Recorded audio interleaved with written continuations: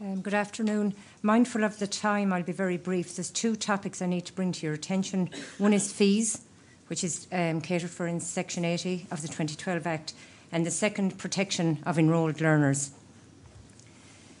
So under Section 80 of the 2012 Act, QQI determines fees for services provided. Those services are specified in the legislation, and that's the extent of what we can charge fees for. Ministerial consent is required for those fees, and the ministers involved at the moment are education and skills and public expenditure and reform. Of those 15 services for which we can charge fees, the ones that you would be most interested in at this point is a fee for submission of quality assurance for approval, a fee for the review, the implementation of that QA by providers. We have a fee for an application for programme validation, a fee for review of the programme validation. And going down through those, you have a fee to apply for authorisation to use the International Education Mark. And at the very end then on the list, you have a fee for applying to avail of the statutory appeals process. But there are 15 in total. To date, ministerial consent has been received for the awards and certification fees, so every time an award is issued to a learner. For an application or for a submission of your quality assurance procedures to QQI for approval, and programme validation fees, including revalidation fees and fees for joint programme, etc. So we've still a lot of work to do around fees. From your own point of view, the QQI policy on fees for services is on our website. That was published in 2013, and in 2014 it followed with the current schedule of fees. Regarding protection of enrolled learners, that's dealt with in Part 6 of our legislation, and there's two aspects to that.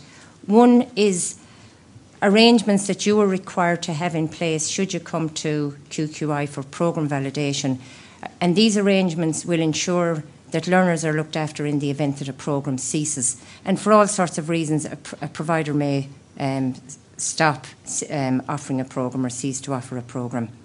The second aspect of that part of the legislation deals with information provision, and it's about ensuring that learners have accurate and complete information and that they can make an informed decision.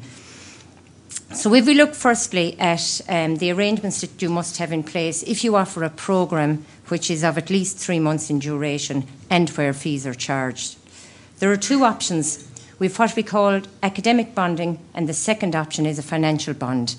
The academic bond is where an agreement is made with at least 2 other providers to facilitate the transfer of enrolled learners to similar programmes in those other providers should the programme cease to be offered. So you as a provider make an arrangement with 2 other providers who offer a similar programme, and they agree to take your students in the event that you can't see the programme out with them. The second and the less preferred option is a refund to the enrolled learners of monies paid, so it's some sort of a financial bond. We have received legal interpretation on what we mean by 3 months in duration, what we mean by similar programme, and what we mean by monies most recently paid, and they will be available on the website in the slides. The important thing to note is that PEL is a requirement, and the onus is on the providers to put the arrangement in place in advance of seeking validation. And once those arrangements are in place, there's an obligation on providers to advise QQI of any change in those arrangements. The second part of the PEL provisions within the legislation is around information provision. And this is to ensure, again, that learners can make an informed decision. Around every programme, we need to know the name of the awarding body, the programme title, the award level, access, transfer and progression, PEL arrangements, whether they're academic bonding or refund arrangements. So that's a whistle-stop tour of 2 very important aspects for you should you wish to engage with QQI on programme provision. Thank you.